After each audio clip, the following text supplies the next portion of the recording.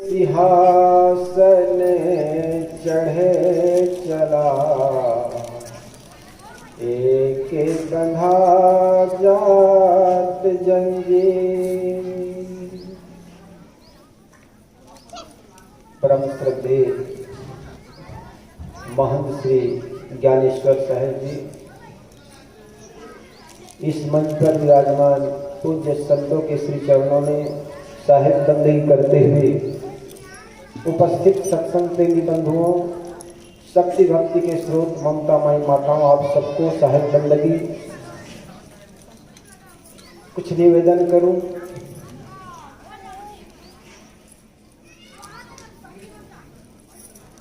जीवन में माताओं का जो दायित्व है समाज के प्रति, ये बहुत बड़ा दायित्व होता है। यूँ तो कहा जाता है जो व्यक्ति छोटा होता है उनका दायित्व उतना ही छोटा होता है, और जो बड़ा होता है उसका बहुत बड़ा दायित्व होता है। तो माताओं का जीवन दायित्वों से भरा हुआ। एक भाई पढ़ता है तो केवल अपने ही जीवन को शिक्षित करता है, लेकिन एक माई पढ़ती है तो वो दोनों कुल को उजाला कर देती है, उजाला कर देती है।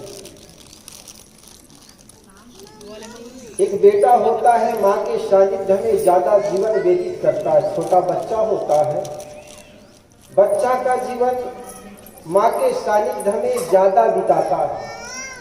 और यही कारण है कि माँ का उठना, माँ का बैठना, माँ का बोलना, माँ का खाना पीना बच्चे के लिए एक संस्कार का काम कर जाता है। इसलिए माँ का दायित्व बहुत बड़ा होता है। अर्जुन का पुत्र अभिमन्यु के लिए कहा जाता है, यशोधरा के गर्भ में जब अभिमन्यु पल रहा था, 8-7 महीने का था, तभी वे चक्रवीर की वो घटना, वो विद्या, वो शिक्षा ग्रहण कर लिया था माँ के गर्भ में। और यूं कहा जाता है 8वां चक्र वेधन करते करते उनको नींद आ गई, और 8वां चक्र न वेद पारण के कारण उनकी मृत्यु का कारण बन गया।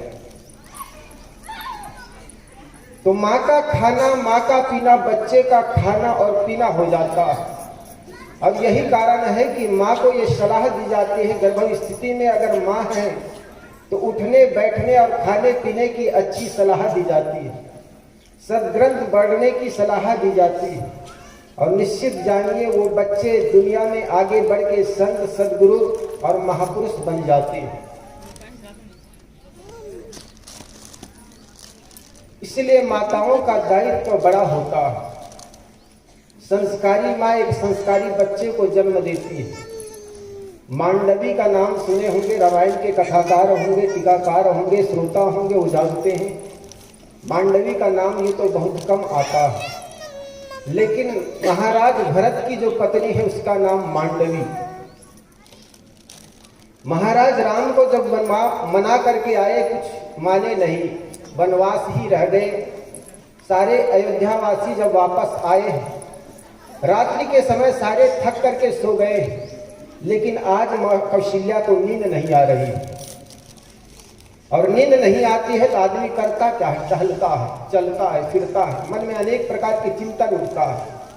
क्योंकि आज जिस बेटा को गोद में खिला करके छोटा से बड़ा किया, वो बेटा जंगल में आज उनके पैर एड़ियां फट चुकी है, बाल जटाओं से भर गए, सुंदर केस में जटा लग गए, कंधे पर धनुष बाण की रस्सी का चिन्ह पड़ चुके। वो सारे दृश्य उनके नजरों के सामने घूम रही है। उनको याद करते हुए माँ टहल रही है। उतने में देखती है घर के आंगन में कोई लड़की टहल रही है, घूम रही है। छाया दिख रही है, स्पष्ट दिखाई नहीं पड़ रही, कोई छाया चल रही है। माँ को लगता है ये हमारी आंगन में कौन लड़की टहल रही है। कौशल्या जाकर के देखती है तो मांडवी से कहती, बेटी तुम सोई नहीं, भरत सो गए होंगे, कमरे में जाओ, सो जाओ। मांडवी कहती, माँ प्रणाम, आपको शायद पता नहीं, भरत कहते हैं कि भाई भरत, भैया राम वनवास चले गए हैं, इसलिए मैं भी वन में रह करके राज्य का संचालन करूंगा, इसलिए नंदी ग्राम में जाकर के झोपड़ियां डाल करके वहीं रह रहे हैं। तो बेटी तू गई नहीं उनके पास, तू भी चली जाती। नहीं मां, मैं जा नहीं सकता। भरत कहे कि क्योंकि इस घर में वर्तमान में बड़ी बहू कोई नहीं है, सीता भाभी भी चली गई, इसलिए तीनों माँ घर में है, उनकी सेवा का दायित्व तो तुम बड़े होने के कारण तुमको रहना पड़ेगा। मेरे भैया राम वनवास को चले गए हैं, इसलिए मैं नंदी ग्राम में झोपड़ी डाल करके वहां रह करके संचालन करूंगा। भाई राम जंगल में नंगे पैर रहते तो मैं भी नंगा पैर रहूंगा। वे वलकल पहन करके, सन्यासी का भेष धारण करके, सन्यासी कपड़े पहन करके अगर जंगल में भ्रमण कर रहे हैं तो मैं भी राज्य का संचालन वलकल पहन करके ही करूंगा। इसलिए माँ वो नंदी ग्राम में एक जंगल वो झोपड़ी दिखाई पड़ रही है, उसी झोपड़ी में वे निवास कर रहे हैं। तो बेटी वे तो सो गए होंगे, जाकर के तू भी सो जा। तो मांडवी कहती माँ उनकी झोपड़ी में लग रहा है कोई दीपक जल रहा है, कोई लालटेन जल रहा है, प्रकाश देखो उस झोपड़ी से दिखाई पड़ रही है। इसका मतलब ये कोई काम कर रहे हैं और पति काम कर रहे हैं तो मैं सो कैसी सकती हूँ। मंडली का चरित्र बड़ा ऊंचा दिखाया गया है उसमें। यूं तो महाराज राम और मांडवी का बहुत कम चर्चा रामायण में आती है। मांडवी कहती है पति सो जाए और पति के सो जाने पर ही पत्नी बाद में सोती है, तो मेरा भी दायित्व तो बनता है, पति परमेश्वर होता है, उनके सो जाने पर ही मैं सोऊं। तो ये उनका ऊंचा चरित्र। एक माँ घर में है, पति घर के बाहर काम करने गए, रात में नहीं आते तो माँ भूखी रह जाती लेकिन भोजन नहीं करती। पति के आने के बाद, भोजन करने के बाद पत्नी भोजन करती। ये इस देश का ऊंचा चरित्र रहा है। पति को सदियों से परमेश्वर माना गया, ये शिष्टाचार रहा है, इस देश की संस्कृति रही।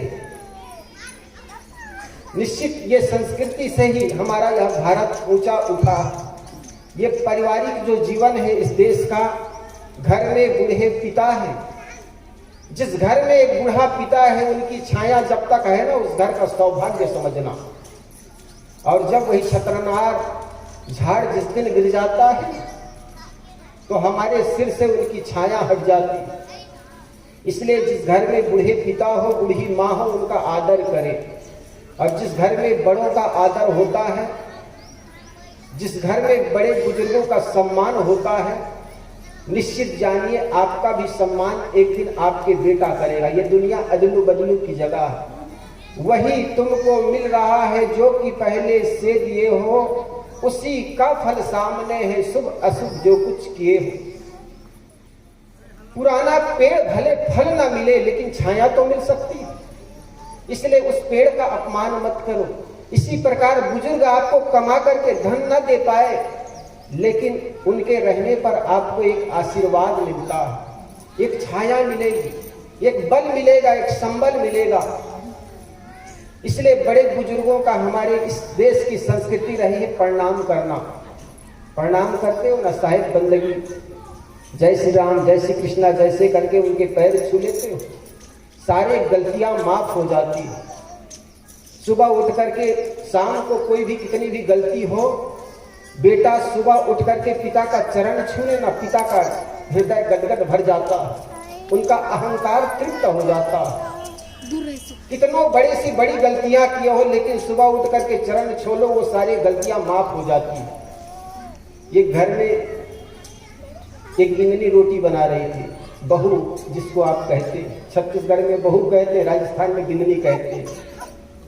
रोटी बना रही थी, रोटी बनाते बनाते एक रोटी जल गई। सागरा की बेटियां कोई रोटी नहीं जलाती।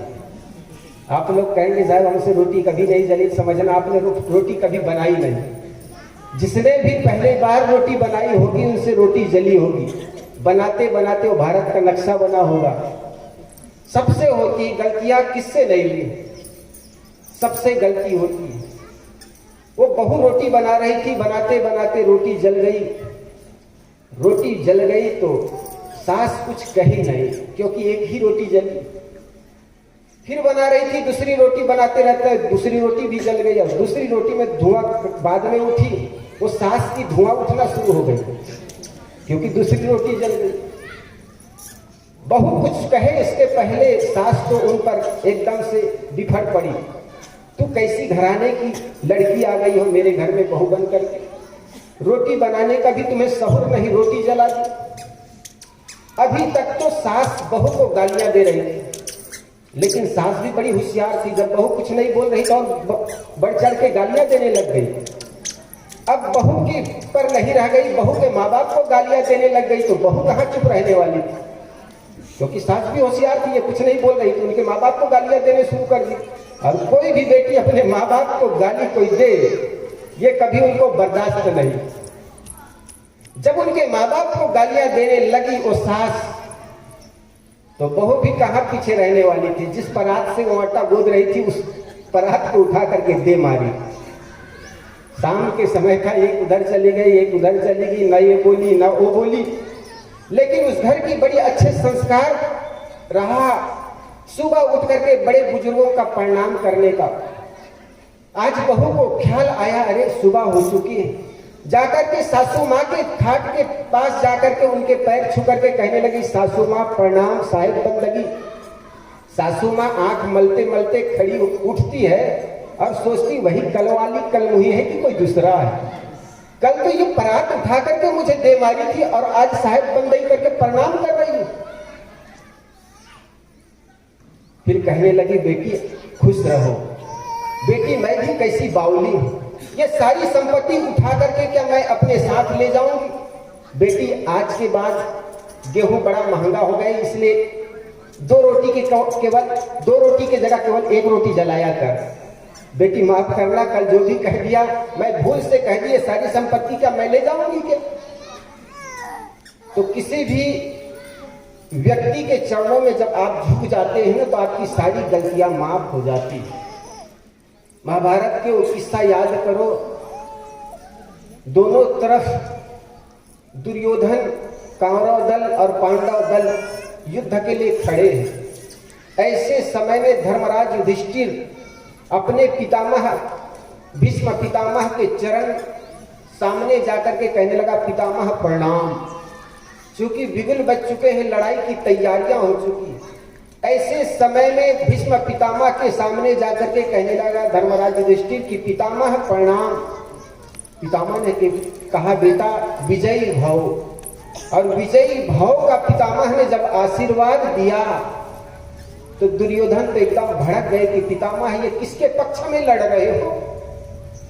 अरे तुम हमारे अपने दुश्मन के पक्ष में से लड़ रहा है, उसको तुम विजयी भव का आशीर्वाद दे रहे हो। पितामह ने कहा, अरे मूर्ख, तुम क्या जानो परिणाम का परिणाम क्या होगा? तुम भी अगर बड़े भाई धर्मराज युधिष्ठिर के प्रणाम करने जाओगे ना, तो वो भी तुम्हें विजयी भव का आशीर्वाद देगा, लेकिन तुम तो अहंकारी हो जाओगे कहां? तो अगर कोई भी बड़ी से बड़ी गलतियां हो जाए, परिणाम का परिणाम आशीर्वाद होता है। इसलिए अपने घर में रहे बुजुर्गों का आशीर्वाद लो, प्रणाम करो, और निश्चित जानिए कि जिस पिता के आप आशीर्वाद करते हैं, प्रणाम करते हैं, ठीक कल के दिन में आप बूढ़े हो जाएंगे, आपके बच्चे भी वैसे आपका प्रणाम करेंगे। इसलिए वही तुमको मिल रहा है जो कि पहले से दिए हो, उसी का फल सामने है, शुभ अशुभ जो कुछ किए हो। जीवन में जितने दुख दिखते हैं निज दोषों के कारण है, जिनमें इतना ज्ञान नहीं वे दोष मिटाना क्या जाने। अगर प्यार चाहते हो तो प्यार बांटो, सुख चाहते हो तो सुख बांटो, वही तुमको मिलेगा जो आप बांटोगे। इसलिए इस साकरा नगरी के भाइयों और बहनों, जीवन में अगर सुख चाहते हो, सम्मान चाहते हो, प्यार चाहते हो, तो संसार के लोगों के साथ भी वैसा ही बर्ताव करो जैसा आप चाहते हैं। गोस्वामी तुलसीदास जी महाराज ने कहा, 4 वेद 6 शास्त्र में बात लिखी है दोए, सुख देने सुख होता है, दुख देने दुख होए। जीवन में अगर सुख चाहते हो तो दुनिया के लोगों में सुख बांटो, प्यार बांटो, और निश्चित जानो कि जो बांटोगे वही लौट करके मिलता है। बोलिए सद्गुरुदेव की। इसी के साथ देता हूँ विराम अपनी बात।